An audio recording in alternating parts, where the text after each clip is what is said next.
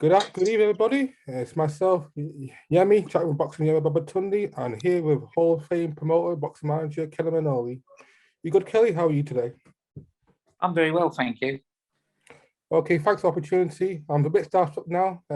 It's nice to meet a Hall of Fame promoter such as yourself. I've been retired from boxing for so long. I should think I've been forgotten by now. Yeah, absolutely. In terms of, so where should we start? Where did your passion, I know you've been in the game for a long, long time, as far as boxing go, where did your passion for boxing come from? Where did it all start? I was just small. I started boxing at school when I was getting bullied, and it just progressed from there. But I found out that I got on better with communication to people, organising events, because I helped organise amateur bouts at my amateur club. And it just followed from there. And I just enjoy working with people and building careers. Okay, so boxing, and were you like amateur boxer when you were younger? How did you go to a gym? I had 69. I had 69 amateur fights. I boxed for a number of clubs in South East London, and yeah, I just enjoyed it. It was just fun. It was the community spirit. It was just traveling around, meeting different people, and just excitement of it all. And my mother and father were very committed to following my brother and myself, because my brother boxed as well. And because we all enjoyed it, it just became thing. And I just loved the big fights. My father was an adamant big boxing fan. Used to go and watch Henry Cooper, Billy Walker, all in big fights, Danny McAlinden. And just the excitement of it. I mean, my very first fight was ever listening to a fight on the radio. We didn't have television. And then my first big fight that I ever saw was the first Muhammad Ali and Joe Frazier fight at Madison Square Garden on closed circuit in Leicester Square. And when I came out, I'd never witnessed anything so amazing, just like the commitment, the stamina, the ferocity of Joe Frazier. He just would not lay down for Clay. He was called Clay. I think he was still called Cassius Clay at that time, or had he just changed his name? I'm not sure. But it was, it was that great left hook in the last round, I think, that knocked him down, that won the fight for Joe Frazier. But both men, for weeks, it was in the news. Both men ended up in hospital, didn't they? And I think both men were never the same after that fight, because both men, you hear saying a champion leaves the ring on his shield. He lays everything in the ring. I think both men committed everything in that fight. Okay, so you had an extensive amateur background. So what made you what made you not go to the pro route? What made you stop? What stopped you from becoming a professional boxer and go to the alternative route to manager? Well, I was just too small. I wasn't good enough, and I had personal problems as well. And I thought boxing would help me with my problems, but I was advised that I was too small to go pro, and I was. Sorry. Too small. What fight were you, like a featherweight, bantamweight? What? I was a dripping wet. I was still under 8 stone. Oh wow! In them days, and I was about 5'1", 5'2". Really? And there was no. Days, there were less divisions. There were only like maybe like 10 divisions in those days. And there was only ever one flyweight at that time. And there was just no money. I was just, I was told there was no money. And by the time you paid your trainer, by the time you all managers took their 25% in them days, and you paid your training expenses, you'd be lucky if you walked away with, and I'm talking about old money, you'd be lucky if you walked away with £5. Oh, wow. Yeah. A lot has changed since back then. A lot has changed, absolutely.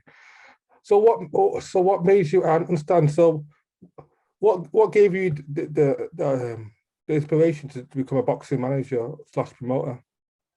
Well, a couple of fighters that I worked with in my amateur club wanted to go pro with Frank Warren at the time, when Frank first set up his promotional business. A lot of people, I'm not sure they ever know the history of the Frank Warren business. Frank Warren started in the professional boxing ring with a guy called Kieran Murphy. who was a competition secretary and trainer at South Norwood Boxing Club, where the crystals came out of. And I knew them, and Kieran invited me to a meeting with him and Frank, and they set up a company called Pirate Promotions because they were going to take on the big guys. And a few of the fighters I wanted to go pro, and they were offering good deals. So, and they asked me to go as their trainer. So I went, and eventually Kieran Murphy and Frank Warren fell out. I stayed working with Frank for probably about 18 months more, and Frank and I had a fallout, and I left. And then another fighter came to me and asked would I manage him. And was it the time with the infamous cartel when it was Mickey Duff and Frank broke that cartel. You know, okay. It was interesting days in them days. I think that's the best way of putting it. And you know, it was you know, the signing of Keith Wallace, the signing of Terry Marsh, and a couple of other good signings from the amateur clubs, and that helped Frank Warren on his way. Okay. Who came first? Did one come first, or did Barry Hearn come first, or the one around the same time? First. Okay. Frank Warren, because I always say like Frank Warren's our version of Bob Aaron. He's one of those guys. No matter what he's been shot, he's been bankrupt. He always comes. He never stops. Frank Warren. You think he's down? You think he's down? He never comes. He never doubts the station. You know, Frank Warren is good at what he does. Whatever anyone wants to say about him, he's good at what he does. He's a good promoter. He learnt his career in a good way. He worked with Don King. He was Don King's partner.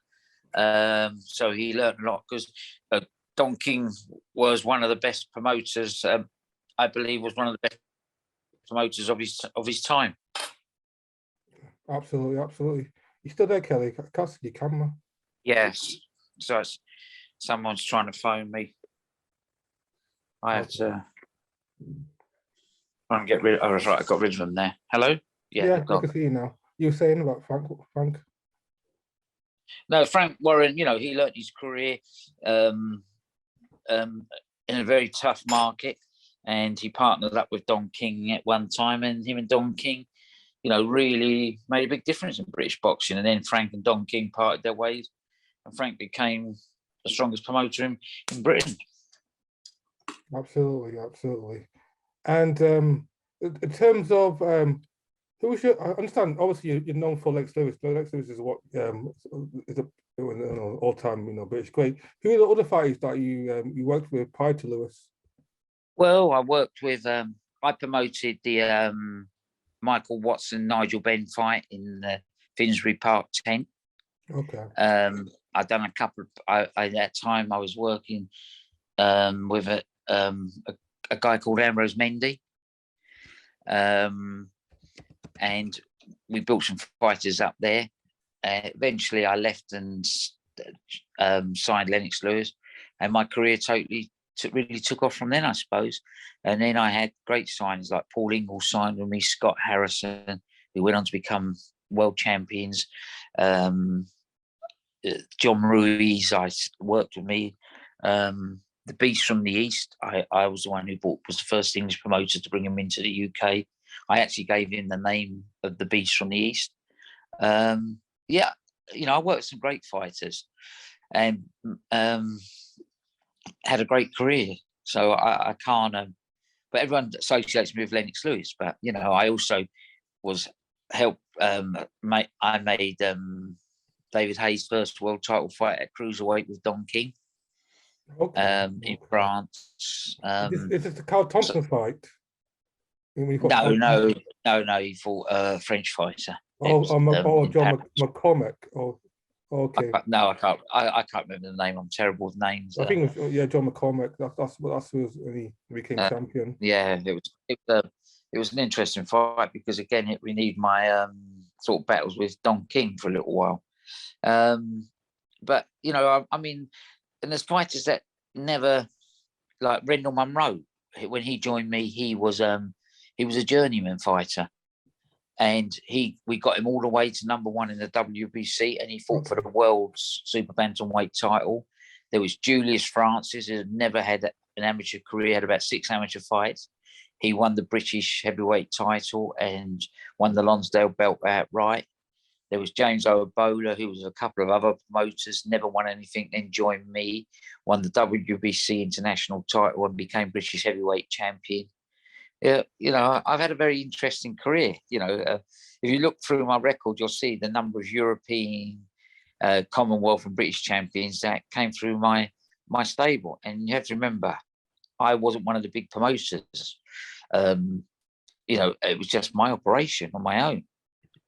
Is it about what's your interest in heavyweights particularly? Is it something about the heavyweights you like, big men, or is it just something? Well, no, it's just, if you've got the heavyweight champion of the world, you control boxing. Look at Eddie Hearns was on top of the world when AJ was champion. Now Frank Warren's on top of the world because he's got Tyson Fury. Okay, what is it about the heavyweights that we love, especially casual? What is it about the heavyweights that we love? Everyone loves heavyweights. That's what it is. Everyone loves. I like the lighter weights. I mean, I had some great flyweights in my stable. Damien Kellie from Belfast, Darren Fifield from Oxford, to name but two. Mickey Campbell. It's just about heavyweights. There's just something about heavyweights. They draw the crowd. Good two big heavyweights knocking the hell out of each other is great entertainment for people. Yeah, absolutely. That's the thing. I mean, look at this fight. Look at Dillian White and Tyson Fury. Look at how that's selling at the moment, and everyone's talking about it. Yeah, and then after that fight, what is the fight everyone would want to see? The winner of that fight AJ. Yeah, and people go on about the Battle of Britain.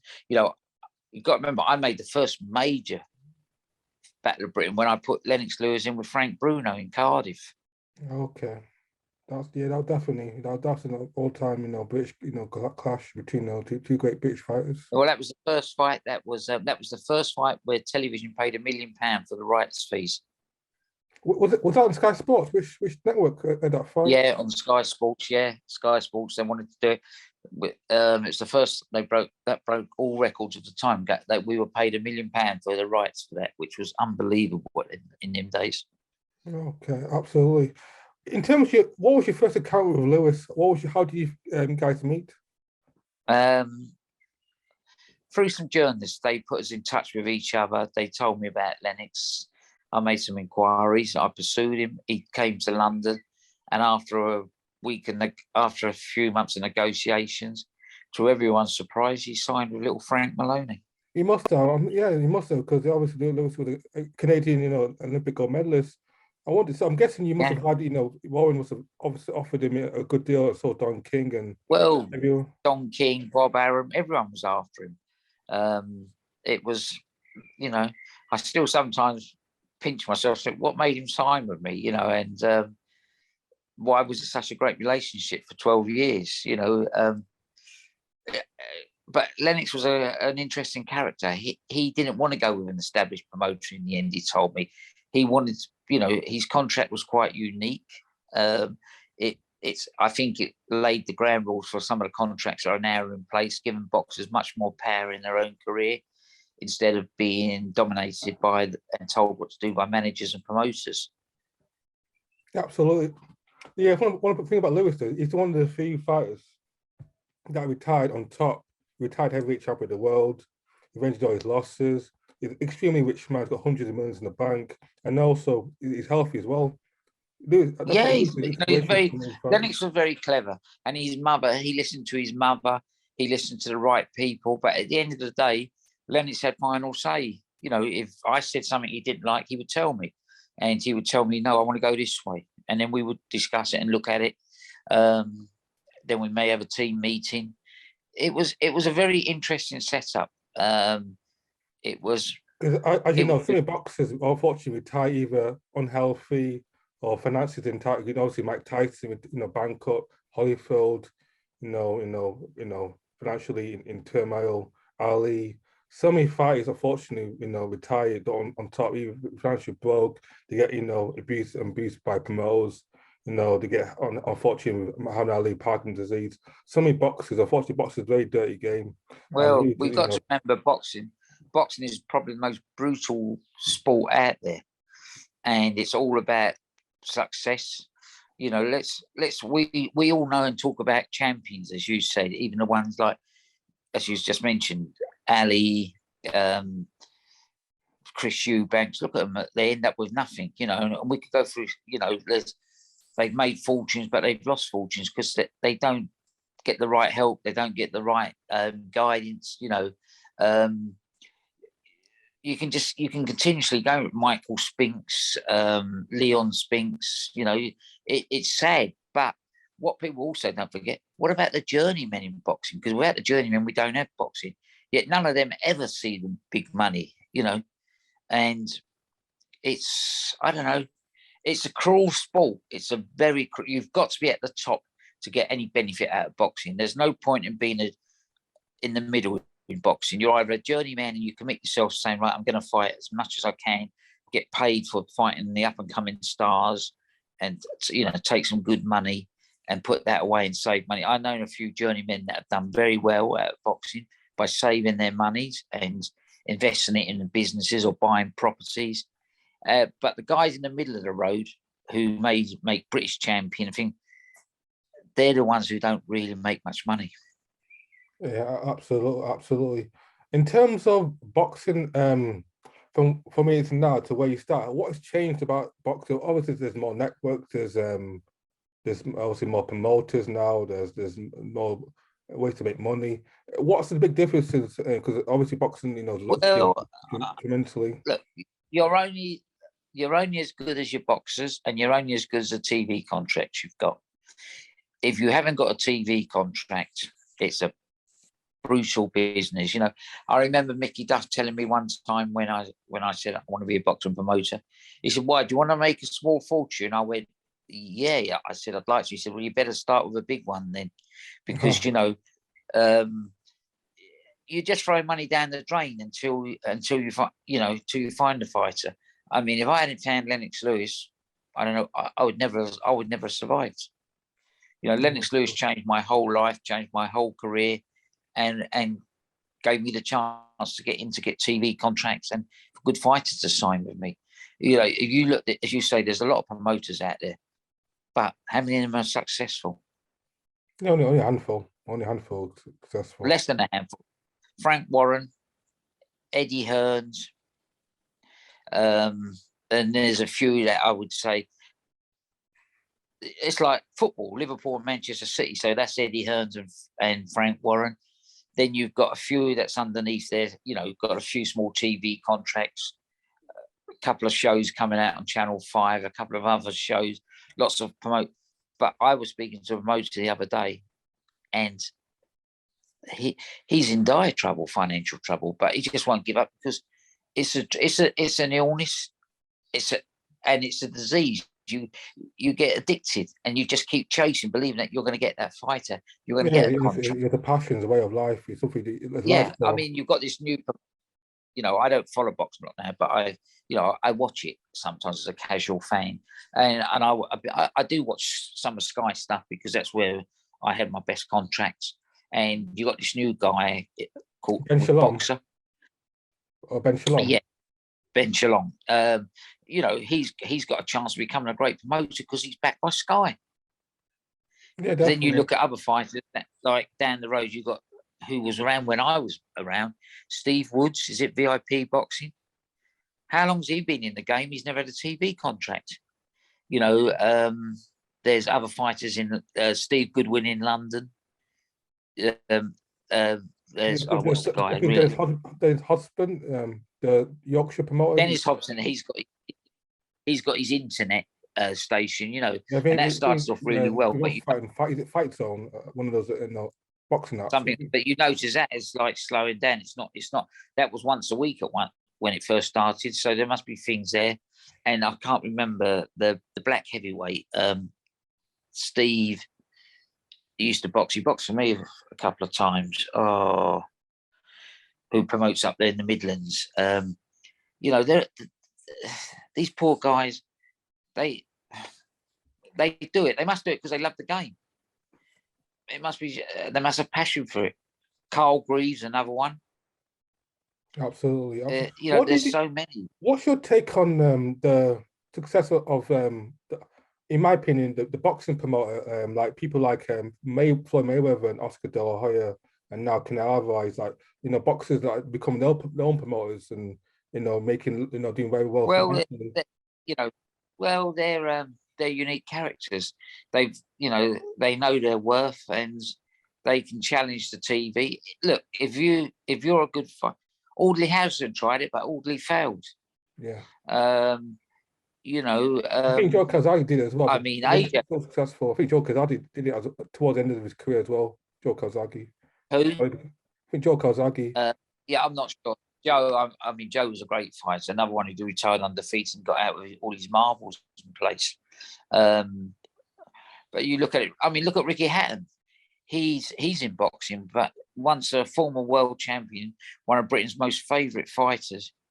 Yet as a promoter, he hasn't got a TV contract. No, it's very extremely hard. Extremely hard, being a promoter. Yeah, it's not. I wouldn't recommend anyone going into boxing promotion unless they've got a hell of a lot of money or great backing, and they know they're going to sign a good fighter that you can break into television. I mean, the crop of heavyweights out there at the moment, they're all signed up. I think the last one was, what's his name? The last Olympian that. Oh yeah, Fraser Clark is this guy now. Yeah, but Fraser Clark, bronze medalist, is with. Yeah, he's with Boxer, isn't he? He's interested, and now it's how they handle his career, how they bring him along. Whatever you want to say about Eddie Hearns, he's done a great job with AJ, and whatever you want to say about Mick Hennessy, who was Tyson Fury's original promoter. They've done great jobs with them. But then, and then I have to say this: there is no loyalty in boxing. Boxers will jump ship if they think there's a better deal down the road. Speaking about loyalty, what's your view on the zone? And do you think the zone is something that's going to stay, or do you think it's boxing is not big enough? As I say, I've got no idea, because as I say, I don't follow the boxing much now. I don't watch the zone. I don't buy it. It's a boxing app. It's like which Eddie Hearns is with. I heard Eddie Hearns done a fantastic deal for him and his fighters. And that's all I know. I don't know. I don't think it's as good for marketing his fighters the way Boxer has got on there. But again, money talks. So if the zone threw more money at Eddie than Sky would give him, why would he not go to the zone? If you were still promoting yourself, Kellie, would you take the risk of taking fights to an own app, or will you still just go old school and stay on Sky on the major network? Because a lot of people say the zone is too risky. Well, it's risky. I will give you the honest question. You're better off staying with Sky, but I would go where the money is. Okay. Because fighters' careers are short. So if I'm convinced that Sky are paying a lot less money to Boxer than they paid Eddie, or they even paid me way back earlier. Absolutely. That's what they're the rumours. I'm not saying that's true, but they're the rumours I've heard. And the other thing, I think they're all starting to use women boxers a lot more because they're cheaper than using men boxers. Yeah, definitely. What's your take on female boxing and how it's, because female boxers come a long way since the day of Jane Couch and Leila Ali. Now I've got Katie Taylor, Ebony Bridges, and again, it's a choice of the individual. I did watch Savannah Marshall the other night, and I thought it was a very good fight. I like watching Katie Taylor, and I like watching Natasha Jonah. I think I was like, when I was promoting, I never promoted women's boxing, and people say I was anti-women's boxing. I wasn't anti-women boxing. It was a financial decision, because at the time I went to TV and I asked them if they wanted to do female boxing, and they told me not to touch it. And they were my paymasters.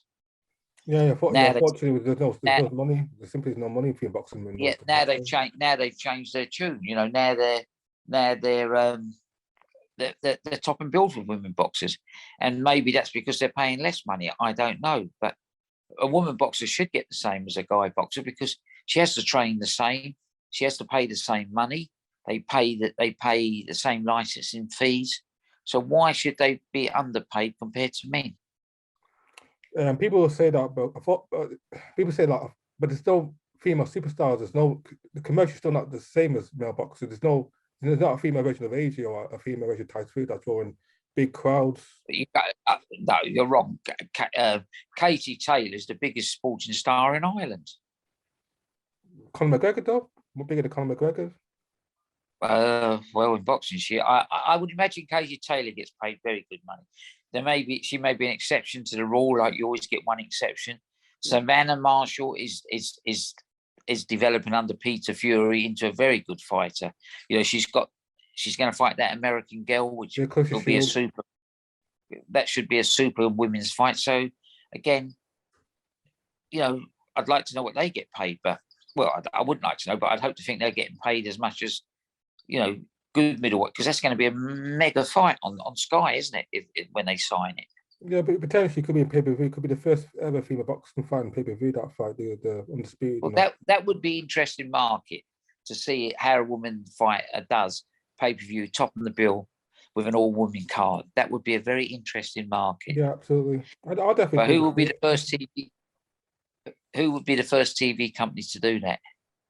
Yeah, most like definitely. It'll be on Sky because they're both Savannah and Carisha signed on Sky, so definitely be on Sky if that fight happens. Well, but would Sky do that? Or would they put it on there and then pack it with a really strong male undercard? I've got a feeling. I think there'll be a hell of an act, but I'm not too sure it's gonna be a pay-per-view. I'm not too sure. I don't think it'll go pay-per-view. It's I mean, Katie Taylor has done a few pay-per-view fights, but she's been stacked with a good undercard. Yeah, she's always been. I think she's always been like AJ's, chief support or one of those. Yeah. One of those boxing, chief supports. But it's come a long way. It's got a long way to go, but it's getting there. Oh, it's come a long way, yeah, and it will keep developing. The more young girls that go into boxing, it will develop, and who knows? One day we may get superstar. It's like women's football, women's cricket. That has moved so far. Now Sky highlight their sporting shows with women's football and the women's cricket. Absolutely. Everything takes time. Everything goes in circles. You start small, then you build your way up, and then eventually become top of the game. Yeah, I mean, if I was 15 years younger and still had the passion, that I would really work in women's boxing and look for a woman superstar. Absolutely. In terms of I was thinking now, boxing now. Do you feel one of the problem is because I definitely believe there's too many, obviously, politics. There's not too many networks fighting. PBC. Out here in America doesn't want to do business with Eddie Hearn. Eddie Hearn doesn't want to do business with Frank Warren and vice versa. Do you feel definitely feel harming? That's always the same. But eventually, when we made Lennox Lewis and Evander Holyfield was on Showtime. We were on HBO. But eventually we made that fight. We got there. You have to get the TV. You have to get everyone around the table. You have to negotiate. Money is the only thing that talks in boxing. And if everyone can make money, then you can make a fight. Yeah, that's especially with public demand. It took about 5 years for the Manny Pacquiao, for Mayweather fight to happen. Yeah, I mean, it takes ages. It's all about the art of negotiation and about what you just said about public demand and about fighters wanting to do it and promoters wanting to do it. Sometimes promoters can block fights. Sometimes fighters don't actually want to do it, but you'll never hear that because that can never come out. And sometimes it's TV companies, but if you get everyone in a room, you can negotiate and you can finally get there. We got there with Lewis and Holyfield. It took 6 months to put that fight together with negotiations with Don King and with the 2 TV stations in America. Yeah, absolutely. In terms of boxing and UFC. Some people say UFC is bigger than ever. Boxing's dying. Do you agree with that? To say that boxing's dying now is not as big as it used to be. UFC taking over. I'm not trying to avoid the question. I've never liked UFC, and I never watch it. And because I'm not in boxing at the moment, I can't. But I do remember Bob Arum saying that UFC was taken over in America because it had now cornered the middle class American television viewer. Oh, excuse me. And that's why Bob Arum moved his operations and concentrated on finding Mexican fighters, because they were still Latino market's huge in America. Latino love their boxing. Yeah, and I know a few promoters have tried to go into China, but it hasn't worked for them there yet. But again, that's another market. India's another market, and that's where promoters go where the money is.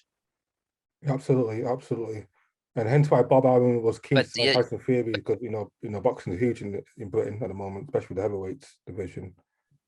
Yeah, well, you're as good as the heavyweight division, and we've got the best heavyweights. I mean, if Damian White who runs UFC? Dana White. If he could be a great boxing promoter, I mean, the only thing I like about UFC is the fighters have to fight each other, and that's why. That's why it's a monopoly. There's only one way to make money. That's UFC. If you're MMA fight, you have to go to UFC. That's where the money is. You can't go anywhere else. There's no rival promoters. There's no rival networks. Everything's on one platform, UFC. Hence why you always get the best fighters, find the best consistently. Yeah, and that's very important. That's one thing we lack in boxing. We don't get the best fighters fighting each other until sometimes when it's like past, like Kell Brooks and Amrit Khan. Yeah. It turned out to be a great fight because you had two old boys fighting each other. But that fight would have been much better in its prime. Yeah, same, absolutely. Same with the Pacquiao Mayweather fight. Again, yeah, far too late. It's I don't know. Boxing is hard. It's unique, and it's ego. It's run by ego. What does it take for somebody to do well boxing long term? Because so many promoters have gone. It's still Warren still here. We've still got Warren. Barber's. Eddie Hearn's now doing very well. What does it take for a person to last in boxing long term? TV contracts and good fighters. I lasted over 20 years, but I chose to walk away because of my own personal problems. But I wanted to walk away anyway. I did it. I don't want to stay there in the end and become bitter and chasing like some of the old promoters have done. I know Frank's still at the top of his game.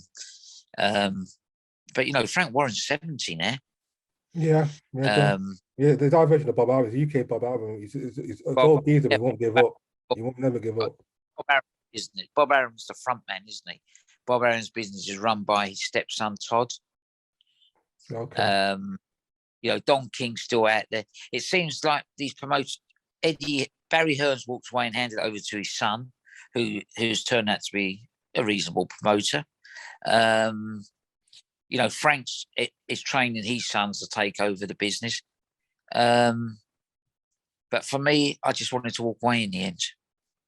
I didn't want to become yesterday's man. Let's put it that way. Yesterday's person. Could you? What is boxing? Everybody has their motive. Was your motive was it money? Was it helping people out? What was your? Mine was it helped me through my own personal problems, because I was always fighting my gender situation, my own,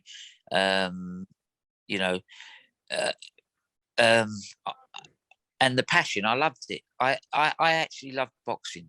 The money was secondary. The money came because I was successful. But the money wasn't my motivational drive. Okay, okay, okay, absolutely. And looking back, y- despite your ups and downs, people you've done, you've done very well. Promoted, put the definitely greatest fighters that just come out of the country next Lewis, and as well as other fighters. So, do you look at your boxing career? I know you've had a lot of your demons. Do you look with your back nowadays with fondness, or how do you look No, your I boxing look, career nowadays? I look at the history books. The first English promoter manager to have the undisputed heavyweight champion of the world in 100 years. I promoted some of the biggest fights in Britain at the time. No, I don't really even think about my career. My career is my past now, but my past has made the person I am today. Um, and I think if I could have faced my gender situation earlier, I probably may have been a better boxing promoter. Yeah, definitely. Which might sound strange, but when you're running from yourself and hiding from yourself, it does affect some of your decisions. I made some good decisions, but I also made some bad decisions. Would you ever go back to boxing? No, I've messed about with it since my transitioning, and I've sort of put my toe in the water, but no, it's not. I don't like there's no characters in the game anymore. The people that I grew up with have all sort of faded away from boxing. And the Paul Ingalls injury sort of didn't help me. The death of Darren Sutherland didn't help, and the death of Dean Powell. No, I started falling out of love with boxing as well, and that was the problem. And I think that's one of the things that affected me as well. Would you ever consider, maybe not big time as you did previously, maybe just become a manager, help boxers out with their finances, and maybe offer I advice? boxers who phone me and they ask me about so and so, and I do give a little bit of advice, but I'm not wanting to go back in. There is a boxing organisation that would like me to go and work with them, and I talk to them on a regular basis. A rival to the British Boxing Board of Control. I don't know if they'll ever take off, but they are trying hard to. And funny enough, I had a meeting with them the other day. It's interesting because, as you said earlier, the politics in boxing and the Board of Control are trying to keep boxing under their umbrella and control it. And they don't know competition, but competition is good. It might be good for Britain to have two boards, have two governing bodies. Yeah, definitely. Especially with the controversy of the Jack. I'm not sure you watched the Jack Taylor, not Jack Taylor, Josh No, Taylor, Jack Catterall situation. no, I read about it after because of all the controversy. Yes, I didn't watch the fight. I'll be honest there. Boxing judging, what can change to make it better? Is it there need to be maybe more ways to for judge for judges to score the fights? You need to maybe Well, we had the same issue. Anyone says to this very day, the first John McDermott and Tyson Fury fight, John McDermott won that fight clearly, and the referee gave it to Tyson Fury. There was uproar in the hall. There was uproar in the press. Even the British Boxing Board officials that were there said it was wrong. I complained about the referee, but I was the one that was reprimanded and not the bloody referee, who was Terry O'Connor. Who if you look at that fight, and I'm not just saying that, if you look at that fight and you tell me I'm wrong, well, I don't know, even the head of the board who was there that day as the official in charge, I went, I cannot believe that result. What was that referee doing? Yeah, I actually said to the referee, you know what, at least when Dick Turpin robbed you, he wore a mask. I said that live on television about the referee. Yeah. So it's coaching one of those boxing ills that will never ever go away. Unfortunately, it's part of boxing, No, because boxing, it is how people see it. You could see a fight a different way to me. And that's the thing. You got the judges, you got the referees, you know. And I don't care. Sometimes some referees do and judges do favour a fighter. You know, I'm Especially not the home saying, fighter, especially I'm the not home saying, fighter. but you know, there are certain little things that if they're close rounds, which may be a draw or may have gone to the underdog, they may give it the other way just to keep everyone happy. You know, let's keep the house promoter and the house team happy. We get more work. We get more. You know, we get more shows. Absolutely, yes. Unfortunately, you know, it's been here for a long time. You know, dodgy judging and dodgy decisions. You know, it's one of the things the boxers have been here for a long time. Whether or not we improve, we shall see. But it's great because it gives everyone the point to have an argument, doesn't it? Yeah, definitely. You know, I mean, after you know, I mean, you go back that fight, Jack Taylor and the other kid from Manchester. They're still talking about that now, aren't they? And one referee got one judge didn't he get downgraded over it or something? Yeah, now that's the first time I've ever known the board. Yeah, got that's the first time I've ever known the board to take action. When I asked for action to be taken against Terry O'Connor, it was action taken against me. Oh, you know, maybe the board are beginning to realise that, that they can't get away with all of this all the time now. Okay. Okay, that's hopefully this will start something good in boxing. What happened with Josh Taylor? Who knows? You know, but why there's only one board of control or one governing body? That's a self-appointed body. Unfortunately, that is the problem, and they're not accountable to anybody but themselves. It's not funded by the government, is it? It's funded by no. It's self-funded. It's self-funding. And that's the problem. And that is the problem we have. You know, the Board of Control was answerable to maybe like the FAR or the Sports Association, athletics or tennis, you know. Maybe we'll get a different answer, but because they're self-appointed and they can't be removed unless, I don't know. But, you know, some of the members on the Board of Control, I wouldn't even let them be in charge of my dog kennel. Would having boxing have like a world governing body like FIFA, like a world governing body? Well, that's what we should have. Nations, boxing. But you'll never get that because we've got too many governing bodies, and it's all again about money, and all the governing bodies are controlled by certain families and certain people. The only one that's controlled by a government is the FBA. The IBF is controlled by. You know, they're answerable to the American government under the Muhammad Ali Act. Okay. I didn't know that. IBF, I didn't. Wow. Yeah.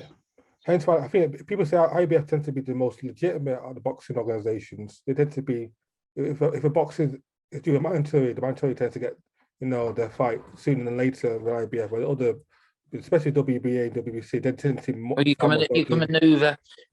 can maneuver your fighters quicker in the WBC and the IBA and the WBA and the WBO ratings by being a powerful promoter, because it's all about getting the sanction fees in for the people. The IBF is a bit more, as I said, has to follow the rules that are laid down by the American government. I mean, unfortunately, when the IBF started, it wasn't, and it was only that the head of the IBF was put in jail for corruption. Oh wow! Because and that's when it all changed at the IBF. So, if I was a fighter, I'd be more happy to work with the IBF than any other association, because they have to stick to their rules and things like that. Absolutely. IBF, absolutely. So, but it may have all changed. It's things. Boxing moves so quick and changes so quick.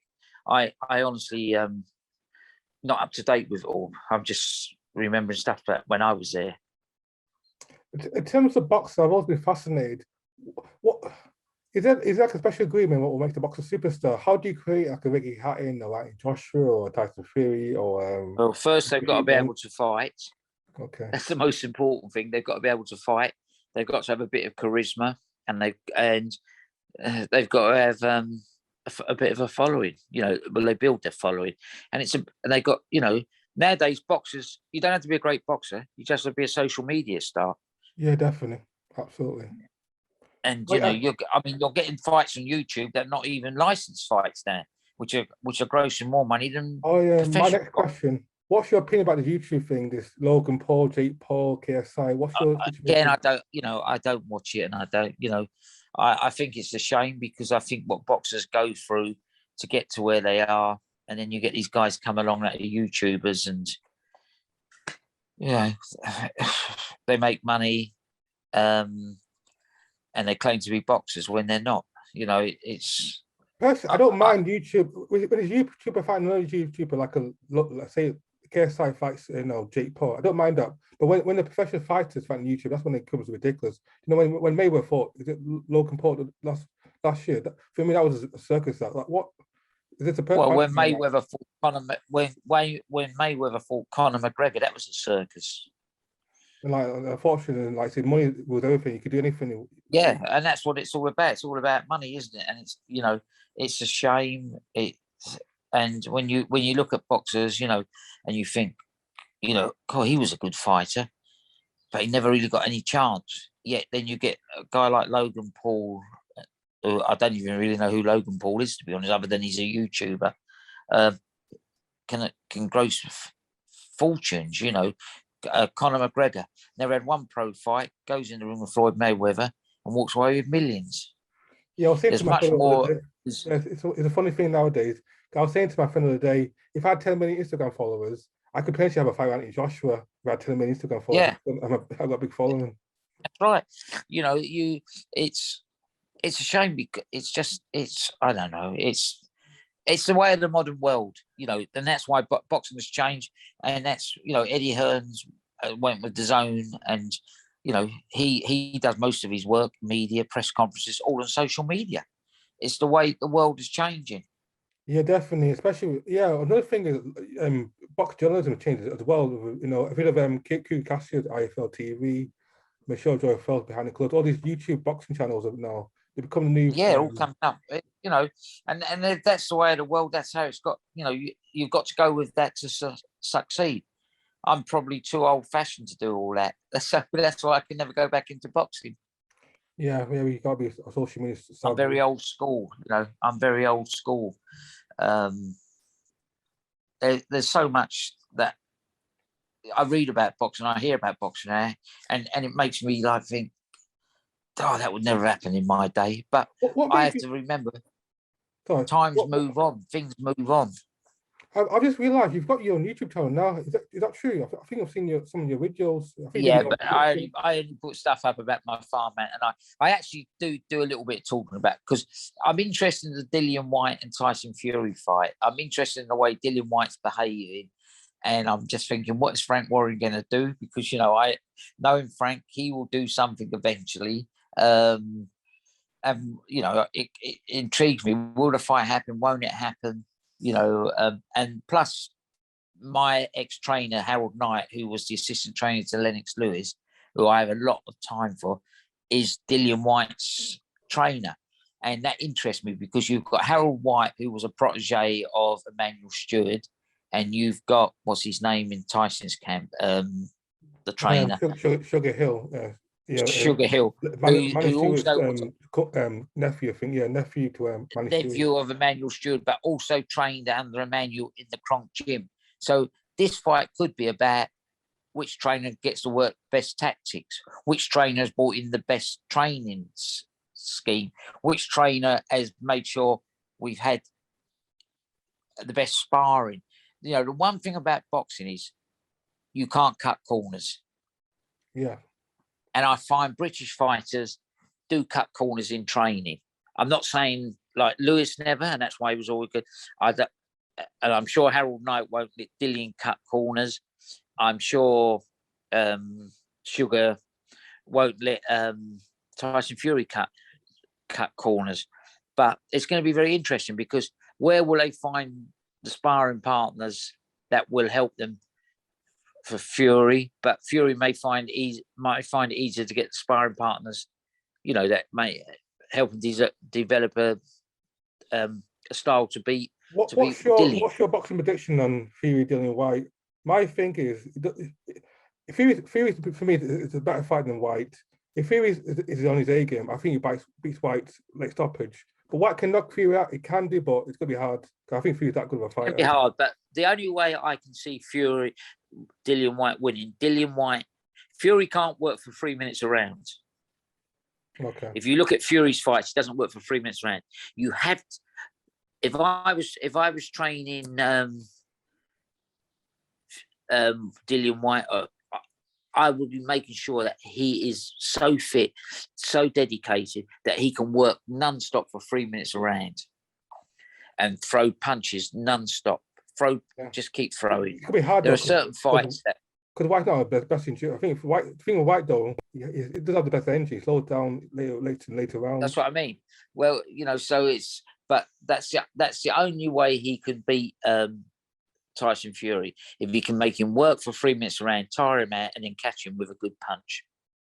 Okay. Speaking about box prediction, what's your take on Usyk and AJ rematch? Can AJ knock out Usyk, or it's gonna be? I'm not an AJ fan. I think AJ is a modern day Frank Bruno, being really? well manoeuvred and well schooled and well matched. Okay. I'm not taking anything away from him because he can only beat the people that put in front of him. I think Usyk. Well, unfortunately, because of the trouble in Ukraine, I don't know. But if they hadn't had the trouble in Ukraine, and Usyk, I would think would beat AJ 9 times out of 10. Yeah, I agree. I think Usyk's a clever fighter. He's extremely clever, high box IQ fighter. I think can AJ knock AJ possibly, but it's gonna be hard mountain climb. But maybe I don't know. He may need to change his trainers. He may need to change the way he trains. A fighter cannot be in control in the gym. A fighter has to let the trainer be in control in the gym. If the fighter's in control in the gym, you might as well give up, because that's not how it works. Yeah, because that was the issue with Eubank Jr. He never had a proper trainer because he was just he have a voice that he Yeah. Well, I'm not being funny. Audley Harrison controlled everything about his career, and I hear certain rumours about certain boxers say that they're in charge, that their trainers take orders from the boxers. If that's the case, that's why I like an old-fashioned trainer like Harold Knight, like Tyson Fury's trainer, Sugar. They are, when they're in the gym, they're in charge. Yeah, definitely. One thing boxers, you can't have yes man. You can't have yes man in boxing. You can't. No, and then what's his name? Tony, who trains a lot of the fighters for Matchroom. Tony, the East End guy. Tony Sims. Yeah, he's Conor Ben's trainer as well. Conor Ben, Nigel Benson's trainer. Yeah. But he takes control in the. I've seen Tony work. I like Tony. I think he's a good. He doesn't take to boxers telling him what to do in the gym, and that's so important. Another thing in boxing that I think is hurting in a way is the obsession. I think I call it the Mayweather curse. But boxing's obsession with being undefeated, protecting all. A lot of fighters are afraid. I was never a great believer. I was never a great believer in that. To me, fighters losing is not the end of a fighter's record. If he gets knocked out 2 or 3 times on the trot, it is. But if it's one loss and he's learned from that loss, it's not the end of his career. Especially in American boxing, pretty much every boxer is trying to follow the Mayweather blueprint. Everybody's trying to be undefeated, so hopefully they can have the same. Look at Lennox Lewis. He lost 2 fights and he came back and was successful. Roberto Duran, he lost fights. Sugar Ray Leonard lost fights. The great names in boxing lost fights. Joe Calzecchi never lost a fight. But Ricky Hatton lost a couple of fights. Losing a fight is not the end of a fighter's career, but there's too much pressure put. And the other thing with fighters today, they're made fight for titles too quick. Yeah, definitely. A lot of fighters now, they don't start from the traditional area, British, European. They don't speak to a champion, to a world title. Do you know what? I've got to go now, but I'm happy to come back and talk again another time. Yeah, definitely. Thanks for your talk, Kellie. Definitely another time. Thank guys for watching and comment, like, subscribe. Thanks, Kellie, for the opportunity. I hope you have a good day. And all the best now. Thank you very much. Take care. Enjoy speaking to you. Bye. Bye.